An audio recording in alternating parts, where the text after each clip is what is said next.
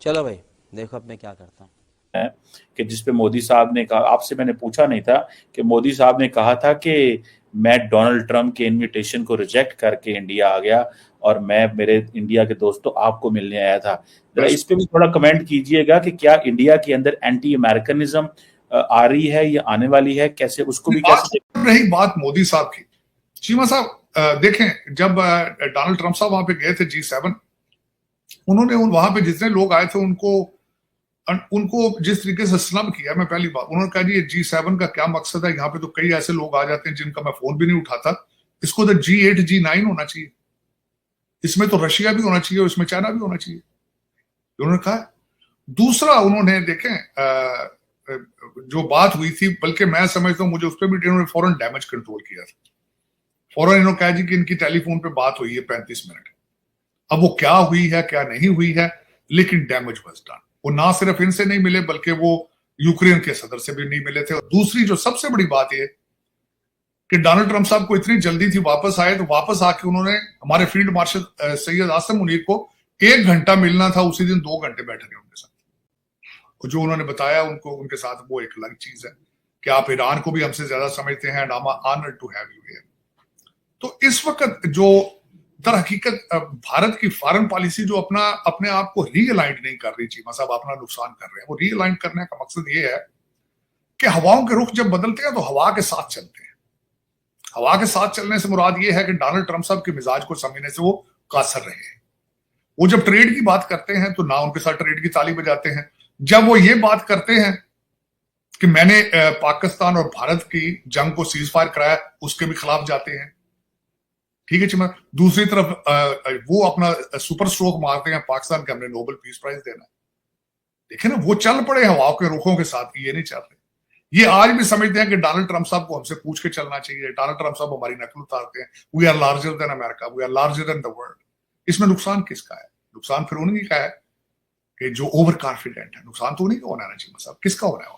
तो हो रहा है, मुसलसल हो रहा है, बल्कि मजीद आगे फ्यूचर में मजीद होगा इस वक्त। बल्कि यहाँ पे जो हमारी भारतीय लॉबी है परेशान है बेचारे कि why the Bharat is not going along with the white house.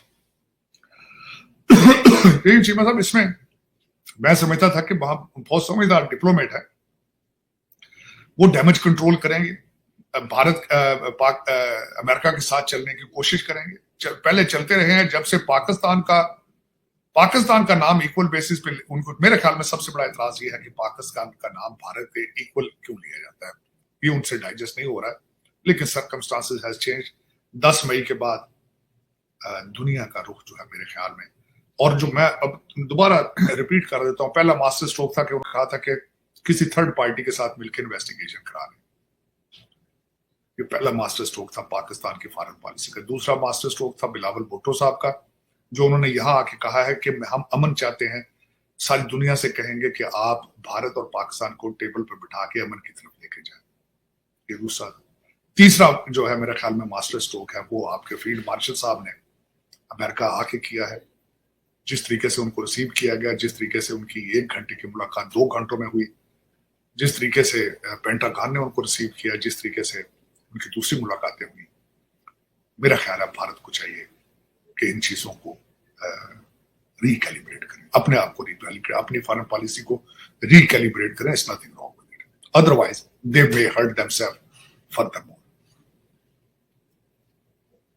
बिल्कुल तार साहब, बात सही है कि रिकैलिब्रेशन करनी चाहिए। और वो कॉन्फिडेंस, तार साहब एक अक्सर आप अमेरिकी लॉबी की बात करते हैं, इंडियन लॉबी की अमेरिका के अंदर बात करते हैं। मैं सवाल करना चाहता हूं, इस पे आप जरा कमेंट कीजिएगा, क्योंकि जब डोनाल्ड ट्रंप साहब आए थे तार साहब, आपने बहुत एलैबोरेट तरीके से हमें बताया कि किस तरह इंडियन लॉबी जो है वो अमेरिका के सिस्टम में आ गई। डॉक्टर साहब, तार साहब, तुलसी गैबर्ड साइडलाइन हो चुकी हैं। अभी आप बता रहे थे कि जो उस मीटिंग जो सिचुएशन रूम के अंदर वो मौजूद थी या नहीं होती तो जरूर तस्वीर आती। ये नहीं हो सकता कि इतनी बड़ी बंदा अंदर मौजूद हो और उसकी तस्वीर ना आए, पहली बात। दूसरी तरफ से विवेक रामास्वामी को साइड पे कर दिया गया था शुरू में ही, वो ओहायो चले गए। तीसरा तरफ से माइक वॉल्ट्ज इंडिया कॉकस का हेड था, नेशनल सिक्योरिटी एडवाइजर था।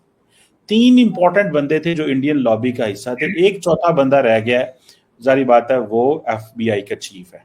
और वो भी कोई इस तरह की कंट्रोवर्शियल बात नहीं कर रहे। लेकिन क्या आप समझते हैं कि इंडियन लॉबी को आहिस्ता आहिस्ता निकाला जा रहा है, साइडलाइन हो गई है, हालत सिचुएशन ऐसे बन गई है, या क्या आप समझते हैं कि ये ऑन पर्पस नहीं हो रहा, ये सिचुएशन को इस तरह क्रिएट हो रही? What do you make of that?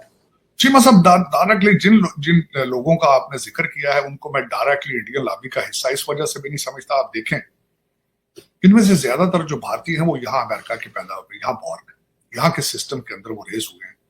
ये नजर आता है कि ये शायद इंडिया के लिए बड़े सिंपथाइजर होंगे, हालांकि बात हकीकत ये नहीं है। They are American, hardcore American. वो इस पोजीशन पे ना पहुंचते जब अगर वो हार्डकोर अमेरिकन ट्रम्पस्टर ना होते, वो इस जगह पर ही ना पहुंचते। उनकी फीलिंग्स अमेरिका के लिए फर्स्ट है।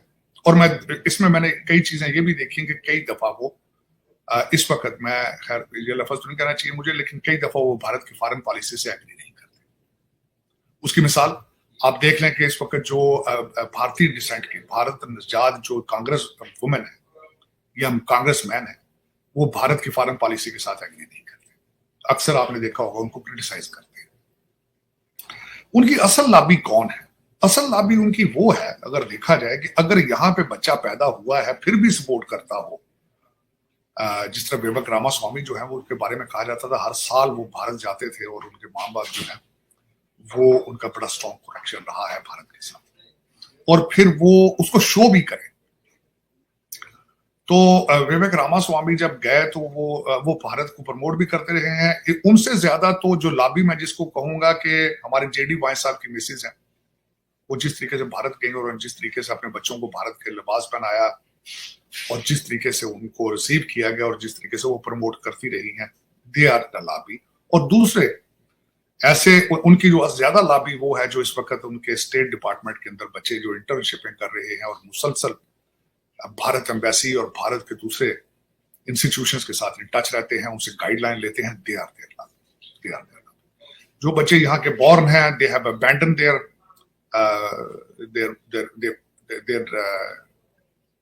ओपिनियन स्पेशली और फीलिंग्स। उनको सही लॉबी नहीं कहा जा सकता मेरे ख्याल में। लेकिन जो मैंने आपको बताया है कि जो इस पोजीशन में हो और फिर भी वो दे आर एट लार्ज। इस वक्त भारतीय डायस्पोरा जो है अमेरिका का एक अमीर तरीन डायस्पोरा है, उनका बड़ा इन्फ्लुएंस है। अब वो पता नहीं इसमें इसको अच्छी लेंस से देखा जाए या उनका एक ये सेटबैक देखा जाए। डोनाल्ड ट्रम्प साहब के पीरियड के अंदर उस चीज को डिफरेंटली देखा जाता है मेरे ख्याल में, क्योंकि जो ज्यादा झुकाव भारत की तरफ था वो क्लिंटन पीरियड में, ट्रम्प पीरियड, ओबामा पीरियड में और बाइडेन पीरियड में रहा है। अब चीजें जो है वो तब्दील होती नजर आती हैं। उसका सबसे ज्यादा मैं समझता हूँ जो इम्पैक्ट है वो ये है कि ओवर कॉन्फिडेंट होना। 56 इंच की छातियां दोनों लोगों की 56 की हैं, तो आप फिगर आउट कर लें कि फिर वो एक दूसरे से किस तरह डील करेंगे।